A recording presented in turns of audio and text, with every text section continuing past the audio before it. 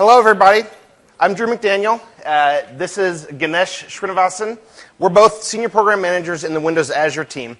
And during this session today, first I want to thank you for traveling all this way. I'm actually not sure if we're still in New Orleans or not in this room. But this is going to be a really exciting session, and I'll tell you why. I mean, who has ever needed to do some development or testing or check out a scenario and didn't have the machines to do that? All right, and so the first thing that comes along, we had virtualization, which is really a godsend. It was able to do a lot of things in that one box, spin them up, spin them down, save them.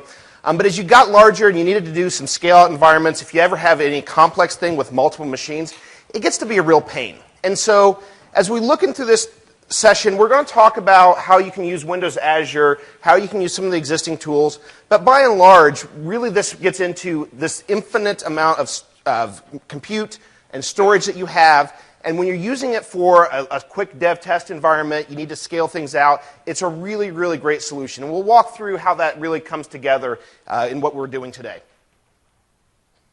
Grab the right clicker. All right, so first off, how many of you guys were at either Mark Rusinovich's talk or the Infrastructure as a Service on SharePoint or SQL sessions? Okay. Some people, there's some of the content we're going to go through is similar content at the overview level. We'll go through it a little quick because some of it, you may have seen it before. But if I'm going too fast through any of that, feel free to pause, ask a question, and we can dig into any areas there. We'll also have some time at the end for questions. As well, MSDN offers. So we've announced this week a lot of changes and expansions of what we're able to do with MSDN in Windows Azure. And we'll talk about that and how that really applies for anybody that has an MSDN subscription. Show of hands, who has an MSDN subscription and has activated it for use on Azure? All right. And how many people had it activated before this week? All right, cool. So there's definitely, and we can, there's new opportunities in the booth downstairs. We can walk you through both how to do the activation. There's a set of prizes on that. And hopefully at the end of today's session, you'll actually walk out of here with a reason why you really should do that if you ever are looking to do any kind of use of Azure. Oh, sorry. And then we'll hand off, go over to Ganesh to cover a lot of the scenarios, the hybrid, and some additional examples. So starting with Azure as an overview, there's really 6 key principles that we look at. And the first 2 are somewhat similar, both the economics of usage of the cloud and usage-based billing. So usage-based billing is really you pay for what you use. And we've just recently changed this in Windows Azure. Instead of paying on the hour basis, you actually pay on the minute basis. So if you only use a machine for a short amount of time, that can be a really dramatic impact for how you do your work, as well as it changes some of the things that you can do with Windows Azure that you might not be able to do with some of the other clouds. Automation and elasticity. As you start working with Windows Azure, as you start working with the cloud, the consistency of the cloud, all of a sudden using a lot of these automation tools. PowerShell, if you're a Windows developer or IT pro, cross-platform tools. We got a set of Node.js tools. But doing the scripting for both scale-in, deployment, getting consistent deployments of your application is a really, really key solution. And we'll talk a little bit about the PowerShell, give a few examples of PowerShell today. And we'll have more and more of those online that you can use and leverage in your work. And then the final piece, final 2, managed hybrid and always on. The hybrid solution, whether that is on-premise to the cloud, that's cloud to cloud, hybrid using both Windows and Linux. There's a lot of different variations of hybrid solutions that you may build out of with Windows Azure. And in addition, you have the always on, always available, always up, a very global footprint that gives you very high consistency, high availability of what is in Windows Azure. So infrastructure as a service, for those of you who are familiar with Azure about a year ago, we didn't have the notion of infrastructure as a service. We had a platform as a service. And if you're developing a new application, the platform as a service is a great place to be. It's still a great solution. But if you're an IT pro, some of that was somewhat difficult to approach. You really had to start in Visual Studio as the really only way to get running on Azure. If you wanted to run some of the traditional applications, it was a challenge. Today, with our infrastructure as a service, you have multiple ways to get started. The two most common ways that people look at and use are the management portal, which is a great HTML5-based solution that you can leverage. It gives you a lot of flexibility. It's a very nice, easy-to-use portal. But it's really kind of designed at getting started, kicking the tires, very ease of use. PowerShell goes into a little bit more depth. There's a lot of things you can do. For example, if you want to script up a machine with 16 disks right at once, you can do that in PowerShell. You can't do that in the portal. Doing things repeatedly, again, PowerShell allows you to do that. In addition to PowerShell, we have a set of tools based on Node.js that are available for Windows, Mac, or Linux. And so you can leverage those as well if you're using a different environment other than just straight Windows. And then both of these tools and all the scripting interfaces are built upon a set of common REST APIs. And so if you want to program directly against that using REST, essentially build out our portal, everything through the portal goes through those REST APIs. Those are all available for programmatic interface for multiple languages. Now, the infrastructure as a service, one of the really key things is supporting the consistent common applications.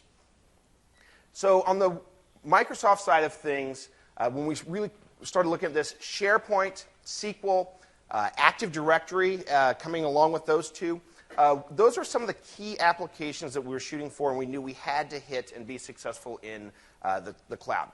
Now, the items that you see here that are underlined, those are the ones that are available in the gallery. The other items that are not underlined are ones that have been tested and validated by the product teams in Microsoft, but are not yet in the gallery. And that's really one of the great examples or reasons why Windows Azure may give you some advantages over some other cloud providers. Microsoft has a very extensive set of tests that we use for virtualization platforms. Windows Azure has gone through all of those tests. The product teams are testing their code on Windows Azure. That's why you don't see all of the products on there, because we work with individual product teams and make sure that they have signed off on it, they have validated it, they have the recommendation and can give the right guidance to customers to use that product on Windows Azure. But with the infrastructure as a service, where we give you the hardware and you manage the operating system on up, it also adds the flexibility to bring on open source operating systems. So specifically, we've got a set of Linux operating systems.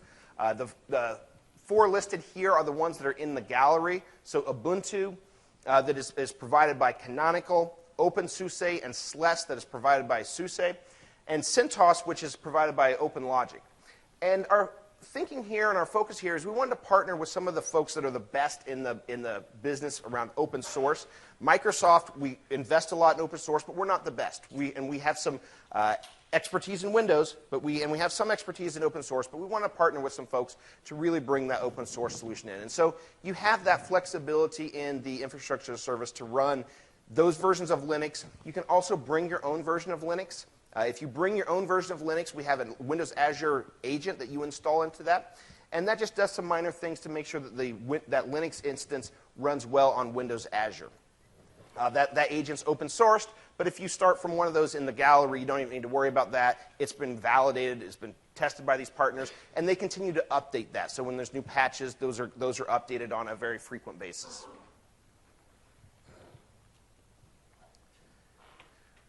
Now, when it comes to virtual machines, really the three parts that are very important are the compute, the CPU pieces, the storage, and the networking. So the compute's a little obvious, but the storage is sometimes worth talking about a little bit. In Windows Azure, we use the VHD format, the industry open VHD standard, that allows you to move your machines very easily between on-premise and Azure. And so by using that same format, by using the same underlying hypervisor, both the hypervisor in Windows Azure and the hypervisor in 2012, it's the same fundamental hypervisor. And this allows you to move your machines up and down. There's a few limitations specifically around what you can do networking-wise, and that's because it's a multi-tenant environment. So specifically, if you're trying to do something that requires broadcast or multicast, that is one thing that he's not able to do in Azure. But otherwise, if it works on Hyper-V, it will work in Windows Azure. And then by using that format, it allows you to move data around as needed. Now, the data and the storage we'll talk about, and we'll look a little bit how that's structured. It's stored on multiple disks in the data center. This gives you a couple different things. One is it gives you very, very high reliability. So the data in Windows Azure is stored on 3 disks locally, and by default, it'll also be replicated to another location for disaster recovery. Now, typically on a dev test scenario, you probably want to disable that and just use the local redundant, and they'll give you a discount of about 30% on the overall charges. By using the Windows Azure storage, it has a massive amount of scalability. And so what it tries to do is it watches how the usage is going into the disks. And for hot disks and for hot VHDs, it will actually spread those around to actually give consistent performance. And so this is really important if you're doing performance-related testing in Azure. You really want to let the disks warm up. You want to hit it for about 45 minutes. That causes storage to do the proper spreading and load balancing of it. And so you can actually get the right metrics if you're doing a performance test. So let's switch over. Actually, I'm going to call Ganesh up here to log us in. We'll switch over and look into some of this.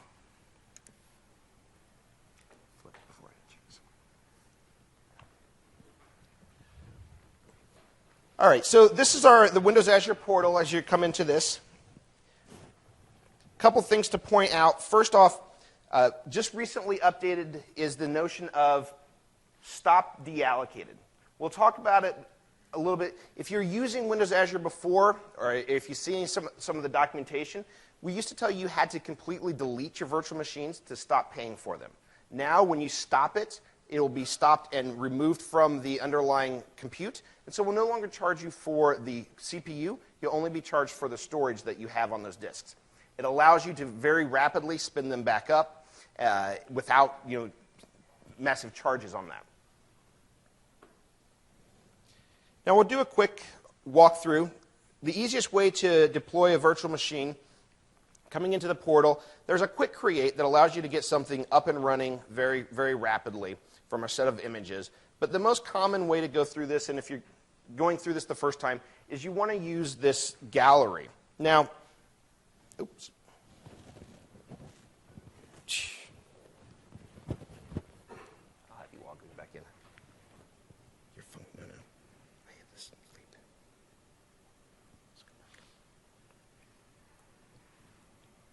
Sorry about that, guys.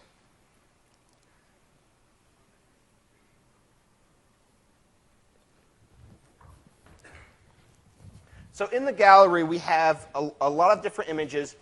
We have our server versions, Server 2012, 2008 R2, a large variety of SQL images that are available. In fact, the SQL images are growing at such a rapid rate that we'll probably look at reorganizing the UI a bit. But you can choose between SQL Server 2008 R2, SQL Server 2012, as well as the different operating systems. So if you want to run it on Server 2008 or Server 2012, and the different versions of SQL. We also have BizTalk in here, SharePoint Trial, and then the set of Linux operating systems, OpenSUSE, SLES, Canonical, and CentOS. Now, if we select the Windows server, we'll just go through, and we'll kick off a first machine just to show you how this goes through. You select a server name. This will end up being the host name of the machine.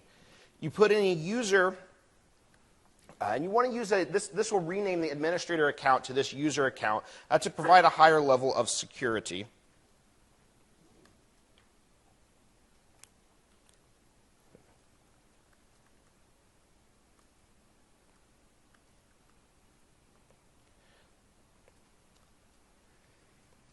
Then you select the location of your virtual machine. Now, this is the DNS name that will be exposed to the internet.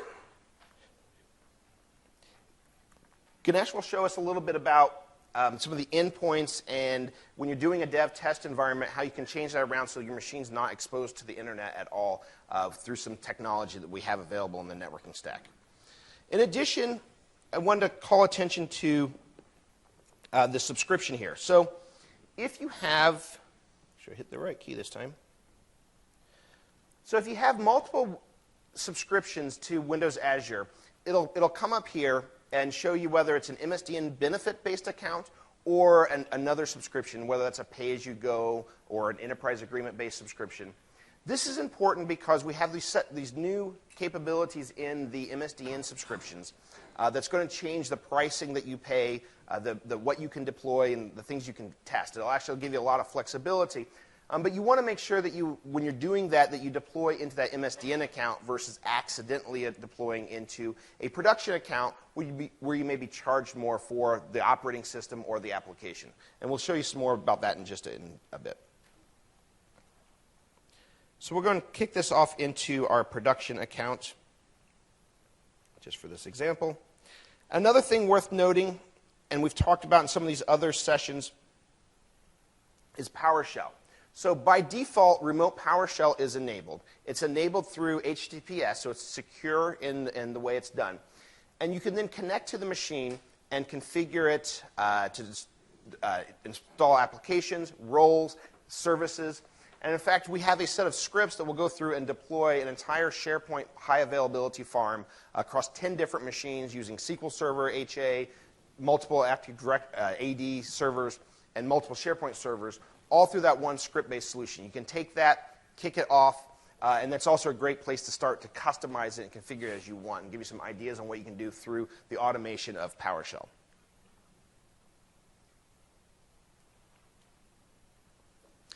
So as this is deploying, one of the things that's really easy and nice to work with in Windows Azure is the fact that the disks are stored in blob storage. Windows Azure Storage has storage that stores blobs, tables, and queues. But a blob store is really something that you can work with almost as a directory structure. And so you can go and browse your storage. And so if you look at this machine, I'll click into one I deployed earlier.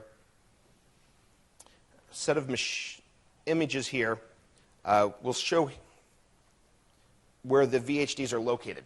So it's in this storage container with the specific names. And we can use a set of tools. This is a tool called Cloud Explorer that allows us to, as I said, look at this essentially like a file system. We can drill into this container and see these VMs running. You'll notice that these test VMs, this is the OS disk that's being written to right now. The data drives, these two data drives are ones that are not being actively written to. But this is all the live writes are going to those disks. By default, our data drives are provisioned with no caching, which is really the best way to start for performance purposes. The OS disk is provisioned for read-write caching, and it really is something that works very well on the operating system disk. But for your data drives, you tend to want to use no caching. It's also why when you're doing something, building out for performance purposes, you really want to put the data where you're doing a lot of I/O to on data drives and leave the operating system for the application installation. Now, let's say that we have this machine, this test VM, machine. We've got it set up how we want. We're getting ready to run our test. We want to take a quick snapshot of that. What I've done is I've built a set of tools, a set of scripts. So in here, I've got one for snapshot and one for restore. So I'll kick this script off, and then I'll show you a little bit about what it's going to be doing.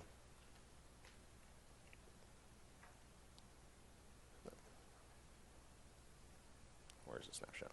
There we go. So the snapshot takes as parameters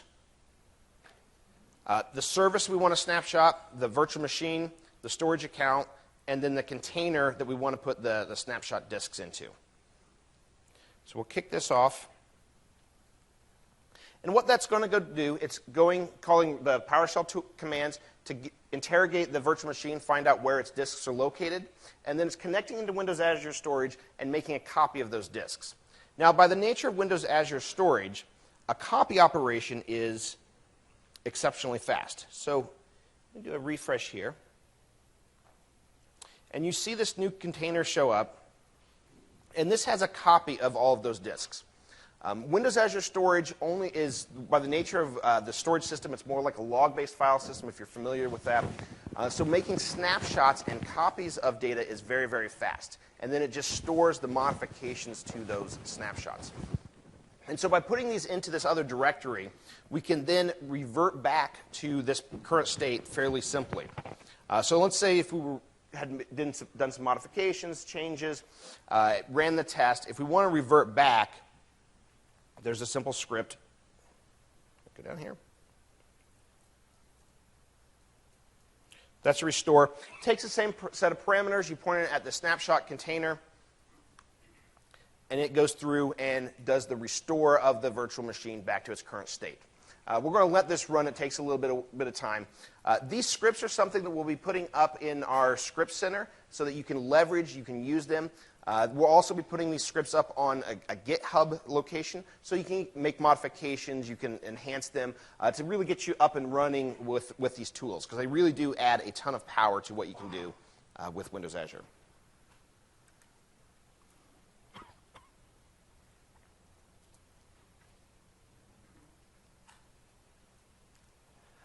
So for high availability, as I mentioned, in Windows Azure, we use a set of commodity hardware. So we have physical machines in a rack. There's actually a picture of one of the early versions of the racks in Windows Azure. As you see in here, though, we have a single power distribution unit. And as well, there's a single top-of-rack switch that's not shown on here. And so Windows Azure has the software in the data center to monitor the usage, monitor the VMs, and help out if a machine fails. And so we have a large number of these machines in the data center. And if you're deploying into this hardware, you use what's called an availability set. Now, what an availability set is it tells Windows Azure that these set of virtual machines are providing a common service. So take for SharePoint, the web front ends on the front, you'd put them into a common availability set. Your SQL servers and HA, common availability set. That then tells Windows Azure to spread those virtual machines across physical hardware so there's no single point of failure in your network. Then you may use a load balancer and setting up probes, like again for your SharePoint front ends. That then spreads the load across those machines, and Windows Azure will monitor that, and at any point in time if it detects a machine having failed, it will redirect the traffic only to that machine that is still up. In the background, Windows Azure detects that failure, whether it was a network failure, whether it was a PDU failure, and will replicate and move your machine over to another node. It'll connect up to the same Windows Azure storage in the back end, so it'll bring your machine right back up, essentially in a crash-consistent way.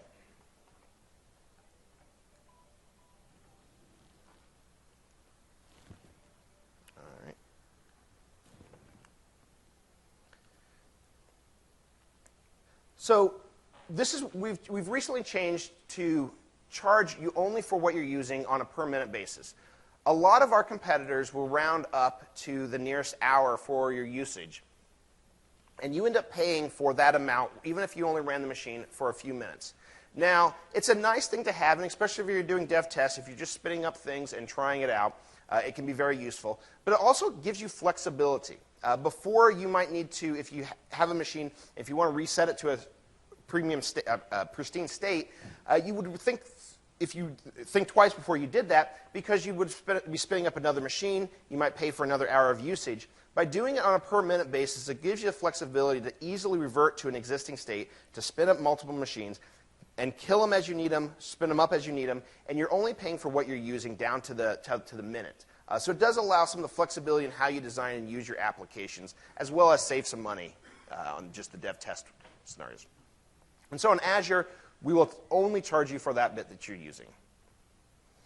In addition, this is a change to Windows Azure, and if you've used some of the other cloud providers, it may be a bit of a surprise, but you used to be charged for your machine as it was deployed, even if it was being used or not, if it was running or not. And we would keep charging you because that machine was out in using compute capacity, ready to be turned back on. Now we actually will deallocate those machines, freeing up that capacity, and then stopping the meter. So now when you're using it, you pay for what you're using it when it's running, and as soon as you stop it, we'll stop charging you down to the minute. Another very big change that's just been announced this week is changes to our MSDN usage rights. If you had MSDN, you always had Azure offerings, But it was somewhat limited. It was really the base Azure. You could use it for development. You could use it for production usage. You couldn't take your software that was part of part of an MSDN subscription and use it in Azure.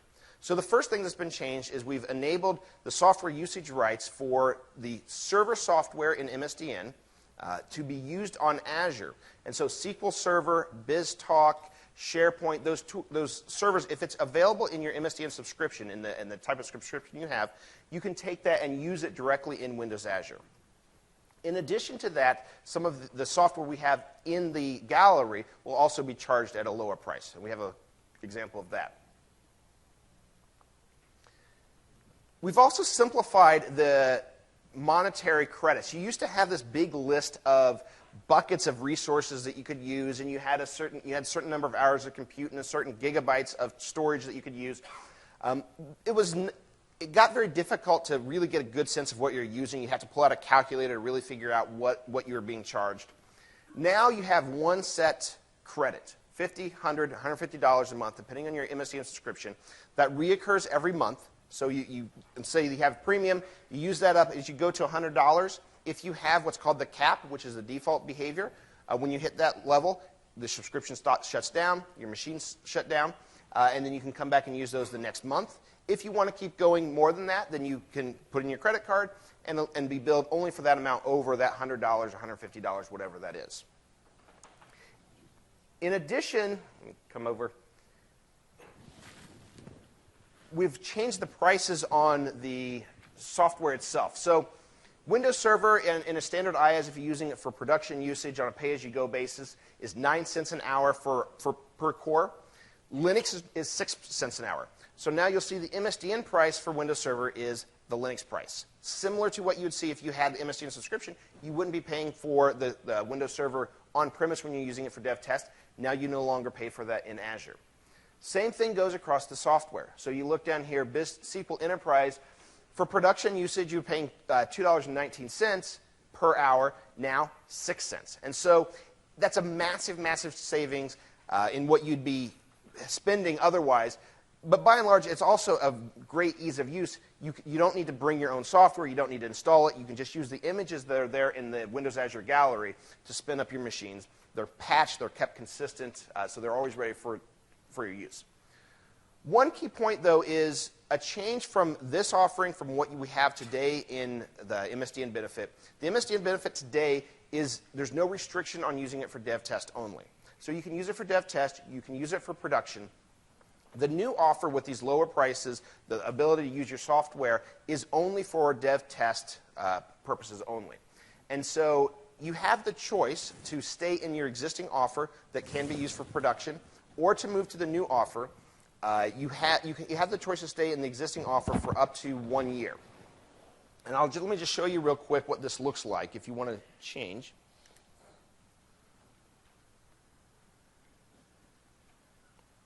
So if you're in the portal, I've got my MSDN subscription. If you flip over to View My Bill, log in here.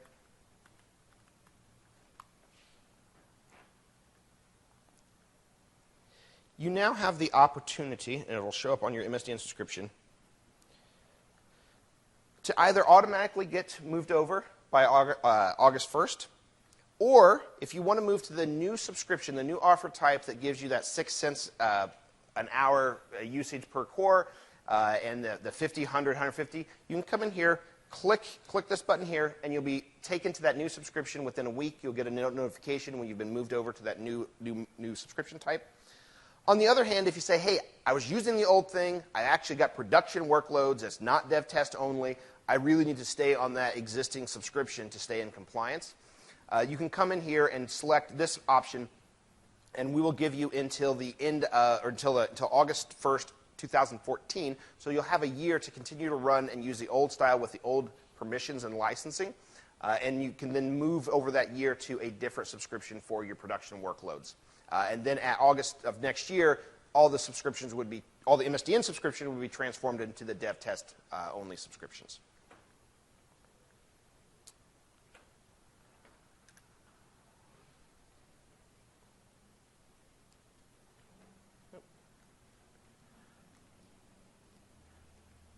Okay, so with that, then we're going to dig into some more interesting scenarios, some specifics on the networking. I'm going to hand you over to Ganesh, who's an expert on our networking team. Thank you. Hey everyone, my name is Ganesh Srinivasan. I'm a program manager in the Azure networking team. And I'm going to start off talking about hybrid offerings in Azure. I'm going to go through a couple of scenarios that we put together and give you an overview of what we have in terms of hybrid.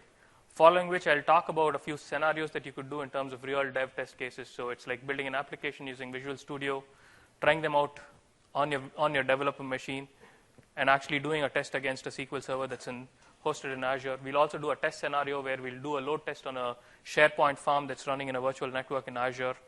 And that will tie the story really well. So let's get going. So hybrid means a lot of different things for a lot of different people. It means migrating data from the premises to the cloud. We have a lot of offerings around that. Or you want to build an application that's truly distributed, a pub-sub kind of a model works. In that case, we have Service Bus as a solution for doing that. But really, from a dev test perspective, it's about linking the infrastructure in your premises to your services that you want to run in the cloud. So that's where the last two solutions come together. We basically have Windows Azure Virtual Network as a solution that's part of our infrastructure services offering. We made it generally available earlier this year. And to that, we've actually added a new service called the Virtual Networks Point-to-Site solution, which is really new. We released it in preview about a month back, and we plan to make it generally available in the next few months. So I'm going to be spending the next few minutes talking about primarily the point-to-site solution that we have and how it complements all the investments we've made to make your life simpler for the dev test scenarios. So primarily speaking, virtual networks is a solution that we put together in Azure to be able to enable you to build a secure network that has a larger scope than a single cloud service. So it enables you to put a lot of services within the virtual network that can talk to one another. It has a lot of benefits in the sense that it offers you the ability to control the IP addresses, the private IP addresses of the virtual machines that you run in Azure. And it allows you to basically make sure that the IP addresses that are allowed for the virtual machine stay with the virtual machine for its entire lifetime. In addition to that, this is the ability that actually makes it possible for you to run a DNS server or a domain controller in Azure. And if you look at all the applications that people typically run, which could be SharePoint farms or any line of business application, Active Directory is usually the glue for all the applications, and because identity is essential for all applications. So essentially, to make any multi-tier application to work, you need a network that basically allows you to communicate within itself on a private address and has stable IP addresses for communication. And that's what virtual networks offer. In addition, we actually offer a managed gateway that allows you to connect back to your premises over an IPsec VPN solution. We supported standard Cisco and Juniper devices on the customer's premises side for connectivity. We were happy to announce the fact that we've added F5, Citrix, and WatchGuard to that series of devices, and we've made a lot of enhancements there. In addition to that, you can also run Windows Server 2012 as your site-to-site VPN solution. So you can actually have connectivity between your premises and the cloud without having to invest on any hardware device. All you need is a standard Windows Server 2012 machine that's at the edge of your network. You run a PowerShell commandlet on top of it, and we automatically configure it as a routing and remote access server and configure all the routes to be able to communicate with the virtual network in Azure. I will show you that in a little bit. Now, in addition to that, we've introduced this point-to-site solution because it simplifies the time it takes to basically set up connectivity and get going with Azure. So typically, if you were to rely on an IT administrator to hook you up with connectivity to the cloud and have a virtual network set up and get things going, it's going to take you weeks or even months. Probably. Yes. So we'll show you how to bypass that and get going in a matter of minutes. So we had a technology called Windows Azure Connect, which we are retiring. It offered machine-to-machine connectivity between any machine that's running in the cloud and between any machine on-prem using an IPv6 relay network. We are retiring that service, and in place of that service, we are announcing the support for this point-to-site connectivity. Now, when we designed this, we had a few goals. IT admins and people don't like the fact that you have to install any agents or any software to provide connectivity. So we did not want to do that. We decided to leverage the VPN service that's built into Windows. So every Windows machine has a built-in VPN client stack built into it. We are just we are going to give you a client policy that enables you to connect back to the cloud. The second thing is that most machines tend to be behind NATs and firewalls. You could be in your office behind a lot of firewalls, or you could be in a coffee shop or some other place where you really don't have a public IP address that's connected to the internet. So we had to come up with a way where you could actually, that's standards compliant, and that could actually traverse these NATs and firewalls. So we actually chose this protocol called SSTP, which is Secure Sockets Tunneling Protocol, which essentially establishes a tunnel over HTTP. It looks like HTTPS, so it looks like an SSL connection from your proxy's perspective, but it's actually a tunnel through which you actually transfer packets back and forth. So if you just have a VPN client running in your Windows machine, and you just dial into your virtual network, you have a bidirectional connection set up with your virtual network, and you can have complete IP-level connectivity between whatever you have deployed in a virtual network in Azure and your machine, be it your dev machine or your laptop. So this is how it typically looks. And the way we built it, you could have your point-to-site connectivity coexist with your site-to-site connectivity. So if you're building an application, let's say a SharePoint farm or any line of business application that has the need for you to talk to an on-prem domain controller, you could have the site-to-site connection established to have your virtual network talk to your premises using that link. You could run a read-only domain controller for making sure that you don't corrupt your domain controller in the cloud unnecessarily. And running it in Azure makes your life easy because the latency is going to be lower. And you could use the point-to-site connection to essentially connect directly from your dev machine or any machine back to your virtual network in Azure and do whatever you have to do. So the next few minutes, I'm going to be using this technology to establish a VPN connection from my laptop here to the virtual network that I've already set up in Azure. Before that, we'll set up one. We'll go through the process of setting up one. Then we'll connect to a virtual network that's already been set up there, do some dev and test exercises to see how it works.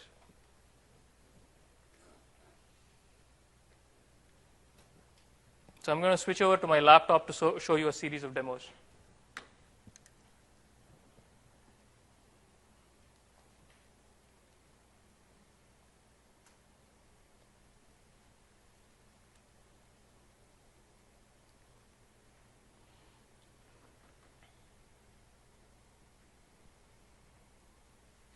Okay, Drew just gave you an overview of what the Windows Azure portal looks like and how you create virtual machines.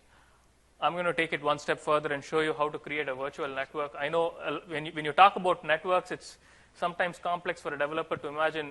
It's going to be a hard thing to do. It's not really that hard for you to set up a virtual network in Azure. We actually have a very user-friendly wizard through which you could just click through to create a virtual network. So just the way you created a virtual machine, we have a wizard in the portal that allows you to create a virtual network. There are several ways in which you can create a virtual network. We have a configuration file just like how you're used to CSDEF and CSCFG for compute, where we publish the schema, and you can actually author up a network configuration file and import the network configuration file into Azure. That would automatically populate all your networks and set it up in one shot.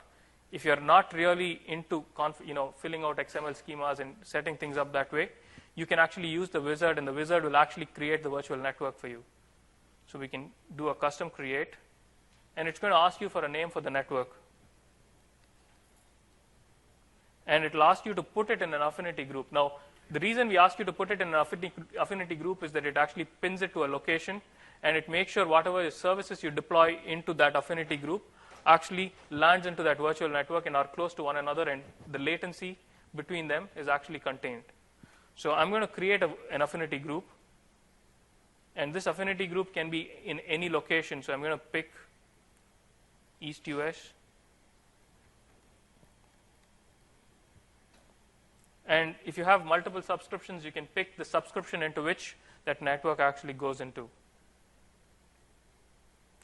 So there are a lot of things that you can set up. The first thing is the fact that when you set up a network, if you want virtual machines to talk to one another, you typically want some sort of a name resolution service so that you can refer to them by name rather than use IP addresses to refer to them. Azure actually provides its own DNS service built in. There are two DNS services, in fact. One that's for public name resolution. That's the name that you give for your cloud service. And we also run a multi-tenant cloud service internally where all virtual machines that are part of the same service actually can use that service. When you create a virtual machine, we automatically register the virtual machine in that. So if you create multiple virtual machines in the same cloud service, you can just refer to them by host name, and they'll know whom you're talking to. Now, in addition to that, if you're setting up scenarios where you're using a domain controller that's either on-prem or you're setting up a domain controller in Azure, you can actually give them the IP address of a custom domain controller that you've configured. This could be either running in Azure or running in on-prem. All you're doing is giving us an IP address. So every time we bring up a virtual machine or a service, we populate the DNS server's IP address through DHCP to those virtual machines. So you can choose to give up to 9 DNS servers for every virtual network, or choose to leave it, in which case we automatically default to the Azure provided DNS service. And we used to have a problem. We used to ask you to provide us with the DNS server at this point, and you were locked onto it. Now, we've made a lot of changes in the platform, so you can actually go back after you create your virtual machine, set up your virtual network, set up your virtual machine as your DNS server, and go back and update the properties of the virtual network. So that makes your life extremely simple. So in terms of connectivity, I have two options. I can do point-to-site or site-to-site. Since we are going to be focused on dev test scenarios, I'm going to show you how to create a point-to-site virtual network. So all you do is select on this option. If you select both these options, it's going to diagrammatically show what it's building. But we are not going to do a site-to-site connection today. So once you select that, now what you're going to do is we're going to create a virtual network in Azure. We're going to assign it some IP addresses, and we're actually going to connect to it from about 200. You can connect to it from about 250 virtual machines or laptops or any machines that are roaming anywhere. Now, for us to be able to route packets from these machines to the virtual network in Azure, we need an IP address. So we are going to provide this wizard with two IP address ranges, one for your virtual network and the other for your roaming VPN clients. We'll start by providing the IP addresses for the roaming VPN clients first, and then we will provide IP addresses for the virtual network. So in the next page, it's going to ask me to provide IP addresses for my roaming VPN clients.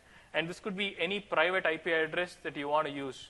So let's say I'm in this building, and this building has a 10.IP address range. If you go do your IP config in any of your laptops, you'd see a 10.IP address. So I may want to choose a 172 or a 192.IP address for my roaming VPN clients. So I just picked an IP address range. I can have up to 250 VPN clients connecting to my virtual network at any given point in time. So I'm going to pick a /24 subnet in CIDR notation, which means I can have up to 256 IP addresses there. I will then have to specify IP addresses for my virtual network. Now this, I could choose any private IP address range again. I'm going to use the entire 10 dot space for my virtual network. And within my virtual network, if I want to partition various tiers and put them in different subnets, I can create multiple subnets. So let's say I'm building an application where I'm going to have a front-end subnet, and I'm going to have up to about 200 virtual machines in that subnet. I can give it a /24 subnet. I can add as many subnets as I want, as long as all these subnets that I configure are disjoint from one another, and they fit within the virtual network address space. Sorry.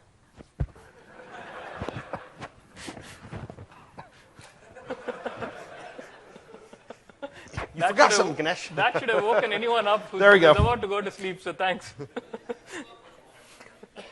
So the one more thing that you have to do is, if you need connectivity, we actually create a virtual network gateway.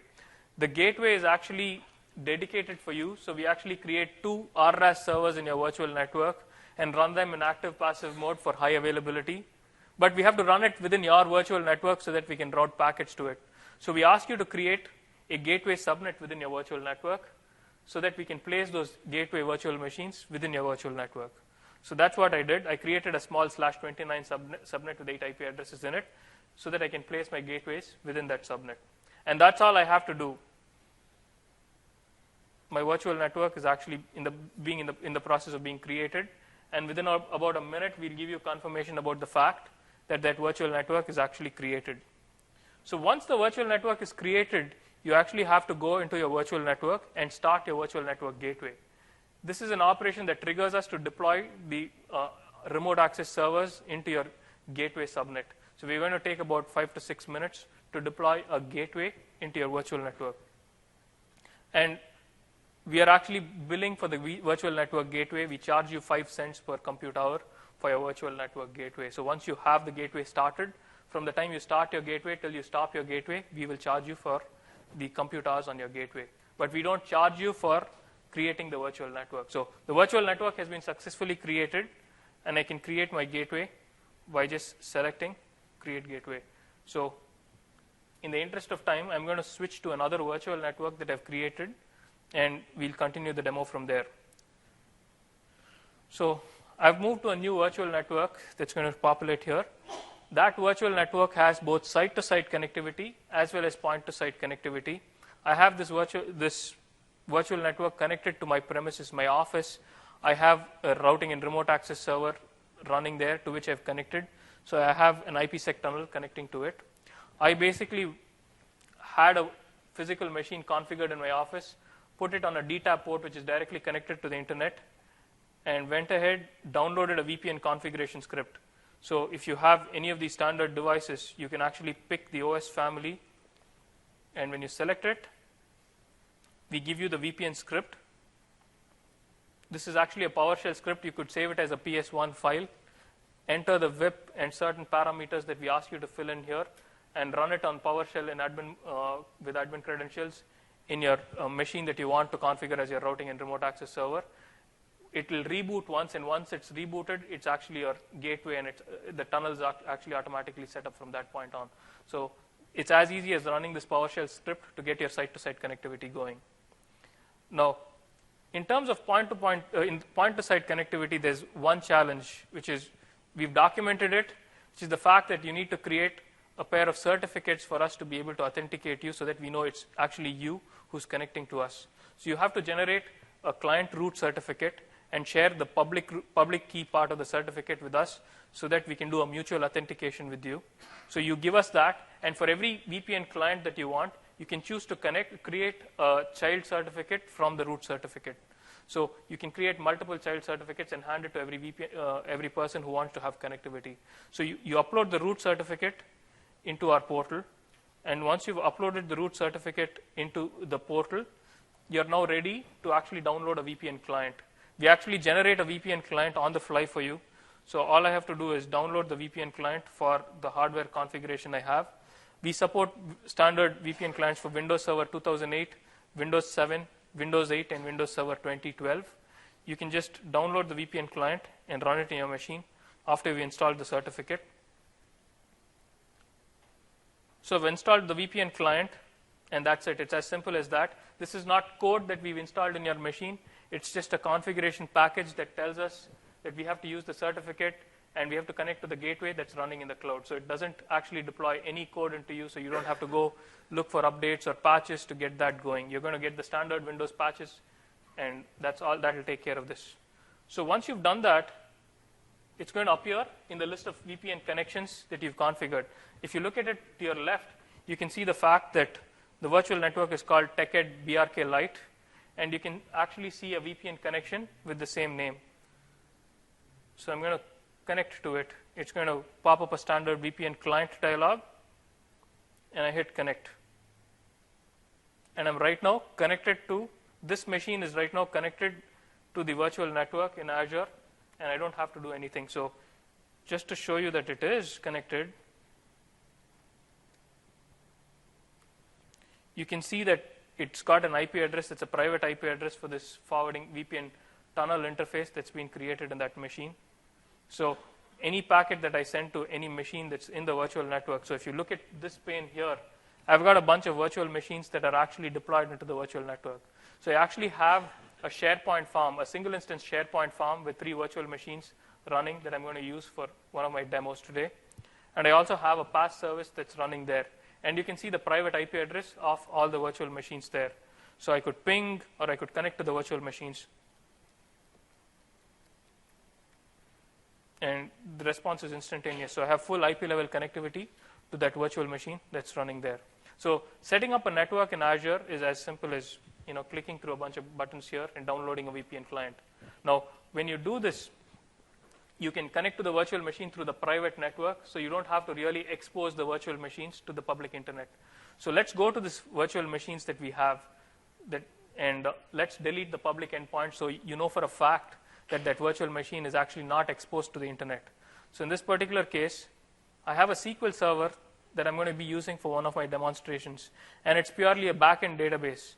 Today, for the sake of simplicity, we by default, when we create a virtual machine, create an endpoint for you to be able to remote desktop into the virtual machine, and we've also enabled WinRM, so you can actually do remote PowerShell into the virtual machine.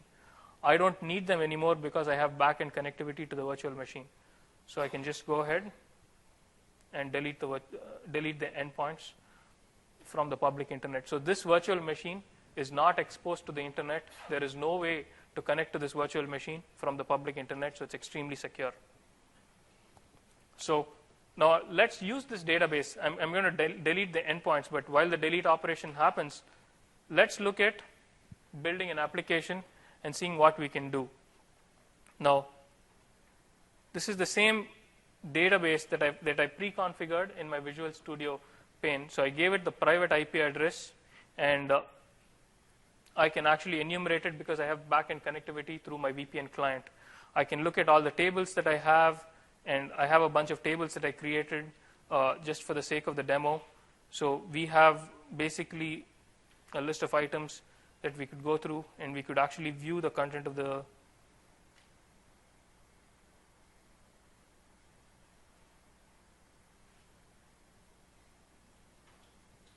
So it's going to take a couple of minutes for you to be able to query the database and give us all the data that's actually stored in the database. Now, we are going to right now do the dev part of the exercise, where we are going to create a web application that uses this database. Now, we are going to develop the application as a web application on this machine, run it on IaaS Express in my local box, test it out, then see if it is worthy of publishing. Instead of publishing it into an IaaS server that's running in Azure, it may be worthwhile trying to run it as a PaaS instance in Azure that's talking to a SQL Server database. Let's try all that out, and then we can then publish this application as a proper web role running in Azure that talks to the backend database. We'll go through all the steps. So for the sake of the demo, I actually pre-created a project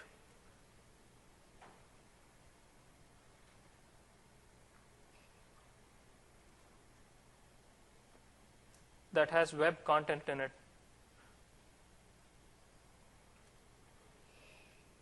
So if you look at the web.config, it's just a simple application that's going to show you a portal that's going to allow you to add, edit, and delete items from a list.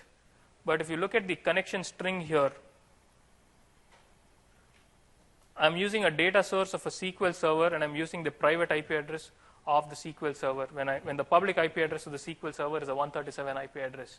We deleted all the endpoints on the SQL server, so it's not exposed to the internet anymore. So the only way to connect to it is using the private IP address here. So I've specified the IP address of the SQL server in the connection string for my application. Now, I'm going to make the application run as a local application.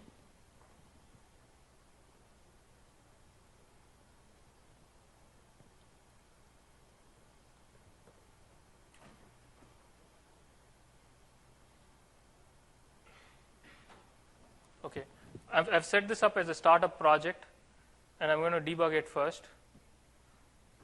So when I actually started it right now, it's actually going to start up an instance of IaaS Express, and it's going to run this on the IaaS Express that's running locally in the box. Now, this front-end application is connecting to the database that's connected in the cloud, and it's going to pull up stuff. So I can click on the items table that we just pulled up using Visual Studio SQL Explorer, and it's going to populate all the values. So you can see all the items there. Let's say we have this random item called 2 that I want to delete. I can delete this item using this test application, which is going to be reflected in the database SQL server that we actually have there.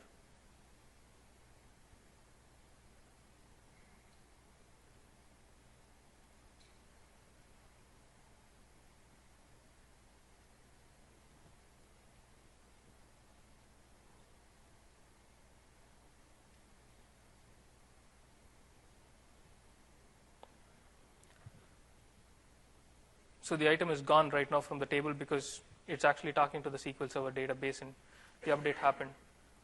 So we know for a fact that the application actually locally works as a web application. Now, if I wanted to make this a web application, you start it as a web project, and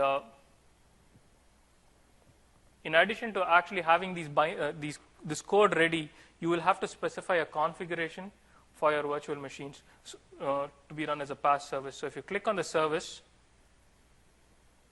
it actually creates a configuration file and a definition file. So the definition file tells you what you have to do. Since it's a web service, I want to expose it to the internet. I want to have a web, I want to call it a web, and I want to have an endpoint to it that's going to open up port 80 to my web service, and it's automatically going to be load balanced if I throw multiple instances at it. So I define all that in my service definition file. If you're used to publishing PaaS applications in Azure, it's a straightforward concept. But if not, Visual Studio actually has a wizard that takes you through this to create these configurations. So you can actually specify any other additional configuration that you need if you wanted to put in here. So the service configuration just builds a template for that, and the service definition provides the template, and the service configuration tells you what you have to do with the template. So you could actually specify the number of instances you want to be deployed, and in this case, I'm going to have 4 instances of my web front end when I deploy it into production. And there's another section here where I'm going to put this PaaS service into my virtual network. So I've got to specify the fact that this service has to go into a virtual network. So I have to specify the virtual network name, and I'll have to place each role in a subnet or a collection of subnets. So specify each role's name and specify the subnet into which they have to be deployed into. And once I specify these parameters, I'm ready to actually deploy this service into production as a PaaS service. But before we do that, let's try to emulate and see what actually happens when we run this application as a web role in emulation mode. So if I was to debug this application right now, it's actually going to open up the Windows Azure emulator. I guess I made a mistake in not opening this up in the elevated command prompt. So it's saying it cannot. But let me quickly do that.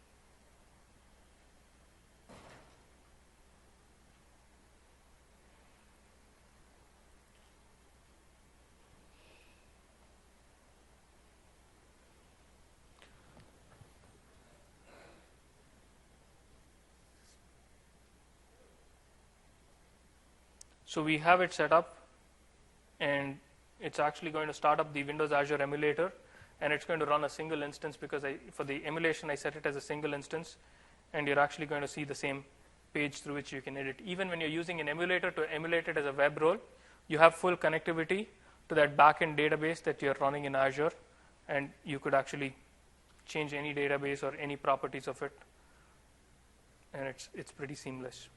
So we had a few questions in the past asking, okay, if you can do this from your dev machine to the internet, I want to do the opposite of it. I want to run and test applications that are in the cloud, but I want to use on-prem resources. Let's say my SQL database is on-prem, just the opposite of this scenario.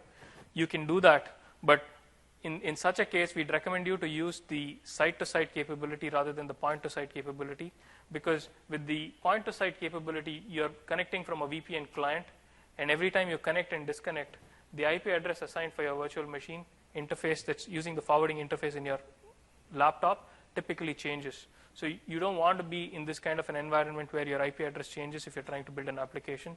So in the case you're taking a dependency of using something on premises, we'd recommend you to use the site-to-site VPN solution. So now we know for a fact that we are running in emulation mode because I have the emulator running, and we have the web and worker roles. We can see the fact that the web role is actually running properly on the emulator and is able to connect to the backend database. So let's now look at how we publish this. So we've got the fact that it runs as a web application locally. You can publish it to IaaS and have it run on a virtual machine, or you can emulate it in PaaS. Now let's publish this as a cloud service into Windows Azure. So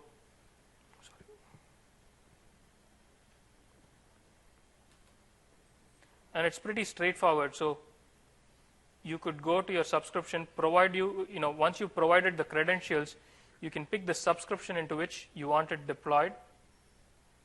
It will automatically enumerate all the cloud services that you want to deploy this into. you could pick the cloud service that you want to deploy it into. In this case, I created an empty container for this cloud service, and it allows you to specify which slot you want to deploy it into. Since I'm going to be testing it, I'm going to be putting it in the staging slot,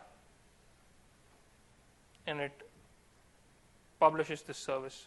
So it's as easy as that. So once you click through it, it's actually going to upload the package that you've put together into the Azure storage account that you have in that region, and then it's actually going to push that package into your virtual machines that are spun up for you as a PaaS service.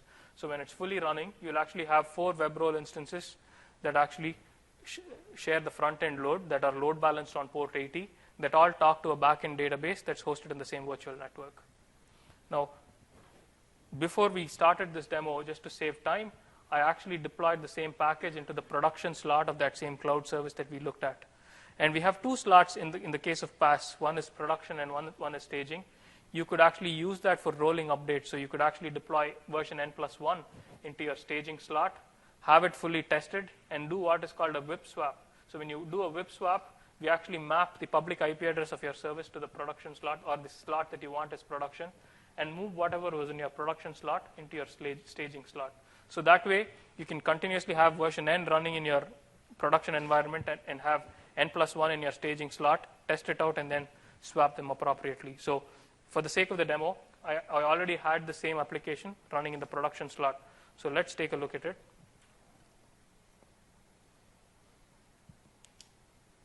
So it's actually a cloud service called TechEd-Dev. And if you take a look at the dashboard, you'll see the fact that I have 2 small instances running in it. And since I've defined port 80 to it, it's accessible from the public internet, and I've closed all other ports to it. So it's going to take a few seconds, and it's taking a little bit of time in this case because I've connected to the point-to-site connection, and I have a DNS server running there. It's using the DNS server for name resolution rather than using the ISP's DNS server. But here it is. It's now a PaaS application that's running in Azure that's actually using a SQL Server database that's running as a virtual machine. So what I wanted to show with this is the fact that you can actually mix and match IaaS virtual machines and platform as a service virtual machines to put together an application, a multi-tier application, where you're using a SQL Server database as your backend. And if you have a lot of data, you wanted to use SQL HA or any other technology to use for your database, you can do that. And you can still start moving your front ends or your stateless tiers into PaaS services so that they are extremely scalable. Now, in this case, I have 2 small instances that I'm running as my front end. Let's say the service became a big hit and I had a lot of load. All I had to do was actually dial up the number of instances that I throw at this service and save it. This is automatically going to spin 9 more instances of the front end code, run it, automatically load balance it, and enhance the capacity of your service. So it's as easy as that if you were to mix and match PaaS and IaaS and get your service up and running.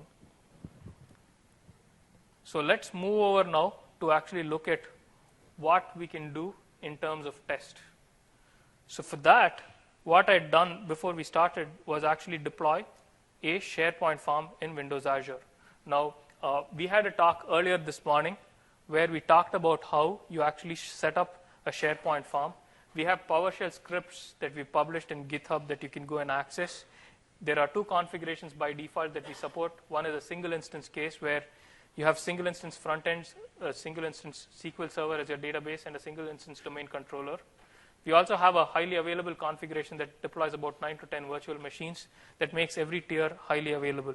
So all you have to do is customize a script, run the PowerShell script, and in about a couple of hours, you have a huge SharePoint farm.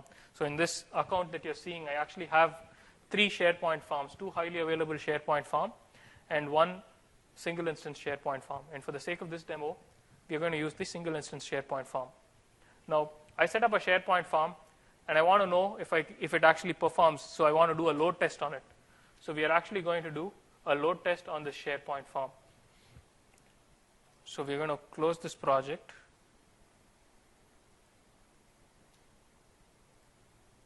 And we're going to create a new project for load testing. So if you attended the keynote and you had attended a few other sessions on dev test, Visual Studio actually has a new service that allows you to use TFS Online to actually launch all these massive load tests. We're going to show a smaller scale version of this load test for the sake of this demo. I'm going to create a simple load test project where I'm going to actually connect to the SharePoint farm from both the internet as well as the private channel, and I'm going to actually generate some spurious load. Then I'm going to simulate the same load being hit by about 250 users. So for me to do that, all I have to do is actually record a simple test. And the simple test could be as easy as connecting to the SharePoint farm.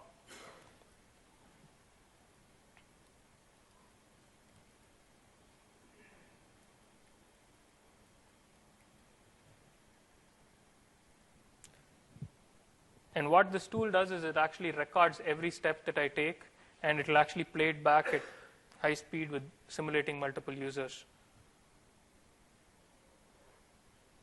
So the SharePoint page is up. Now let's say I wanted to change some text in this, and I wanted to basically personalize this web page.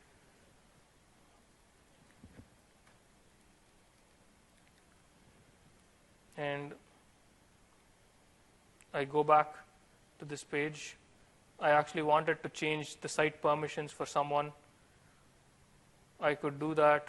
I could add grant permissions or do anything just to show you that it's actually recording and clicking through stuff. Then I stop it. So these are all the steps that we just performed that's saved as your test.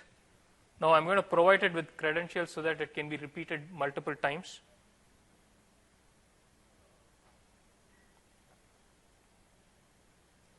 And I could actually record multiple sets of tests. So if I wanted to test just my front end, I could create a dedicated test for that.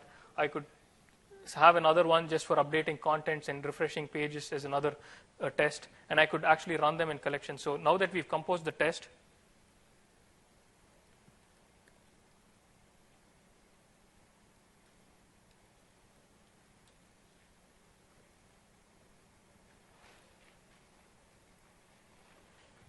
and I've provided credentials for it, I can actually run this test and show the fact that it's actually running. Every step is running and I'm able to connect to it. Now I can actually create a load test into it and actually use this to simulate load on that. So I'm going to create a simple load test where I'm going to start with 10 users and repeat the same operation in steps of 10 till I hit 200 users. I'm actually going to add just this test to show you the fact that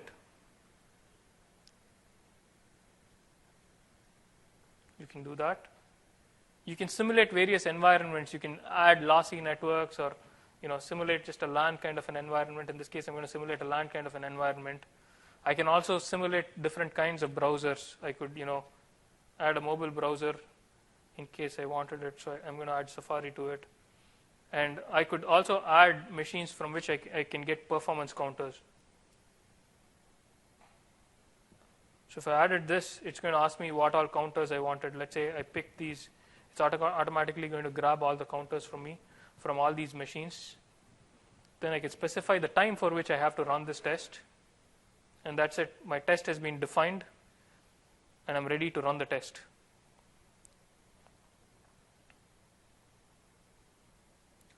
So you can see that now I've actually not connected to the public internet at all.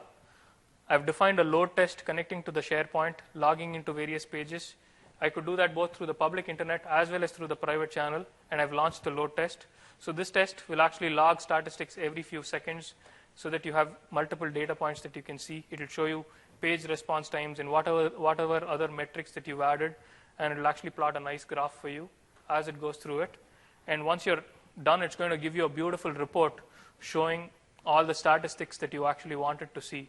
So setting up this connectivity and gathering all these statistics is as easy as whatever you used to doing in your premises. So if you had the same SharePoint in your offices as in your dev box or in your test labs, the experience is identical. So you'd connect to it using a private IP address, not worry about the fact that it's exposed to the internet, and do whatever kind of tests you want on it, and then launch it for production. So doing dev and test scenarios are extremely easy in Windows Azure.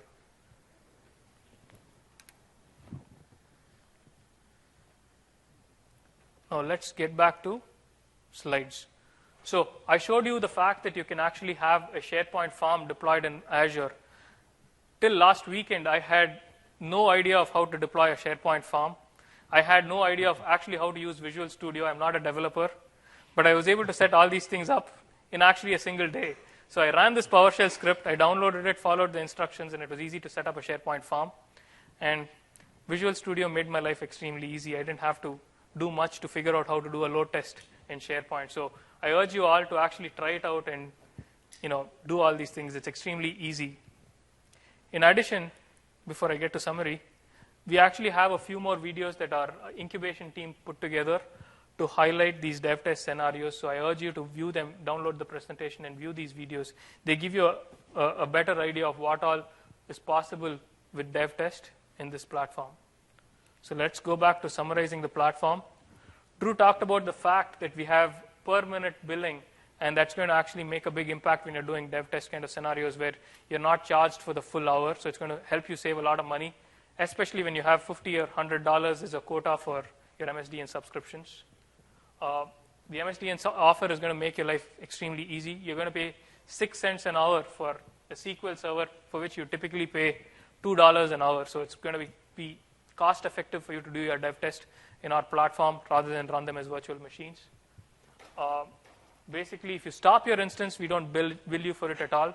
So that's another set of savings that we help you save money there.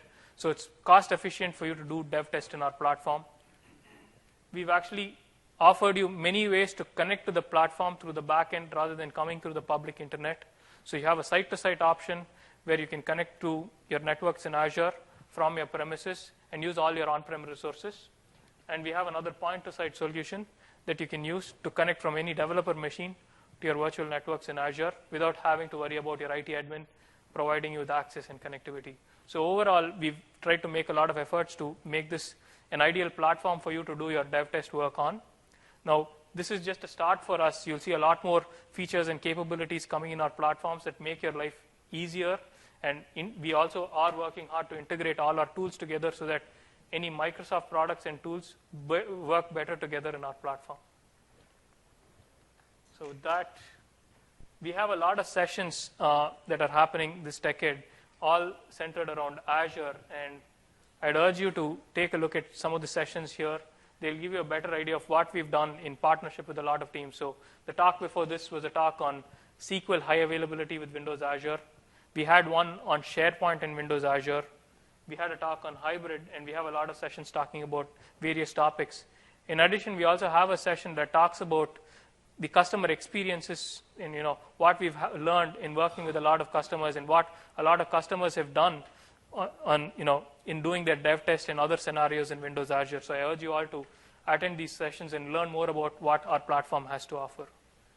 Zach, if you're open for questions. Especially the one with customers, that's a great one. The infrastructure service recently came out of the preview state, and there's a lot of customers that use this really hard during preview. And in fact, a lot of customers, when we said don't go into production, they said, I really like this, I'm going to go ahead and do it. So these guys can actually, even though it's a fairly new service, you can get a lot of really great insight from these customers, both from dev test usage, because some of these customers are focusing on that way, but also production usage. And so that session on Thursday can be really, really useful. With that, we'll open it up. I think I had one question that I wanted to hit, and then we'll hit this. Maybe that was who was calling.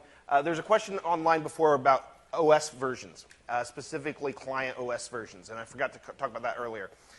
The server versions are available in Windows Azure. Today, we don't have the ability to run client versions, and that's some of the licensing that's associated with the client versions. They're not available for use in any public cloud environments today where the machine is not dedicated to you. That's something to keep an eye on, something we're working on, moving more and more of our stuff to the cloud, but it is a situation where we are right now just based on licensing. With that, we'll open up to questions. Okay. Because essentially, normally, I set up a Hyper-V server, and I have clients and servers all attached in the same environment. Now, can I attach Azure to my Hyper-V server? So you can connect your virtual network on premises, your network on premises to the virtual network in Azure. So they look and feel as though they're in the same network.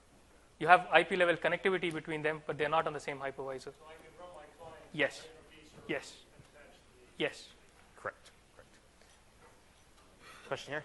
How do you do group development?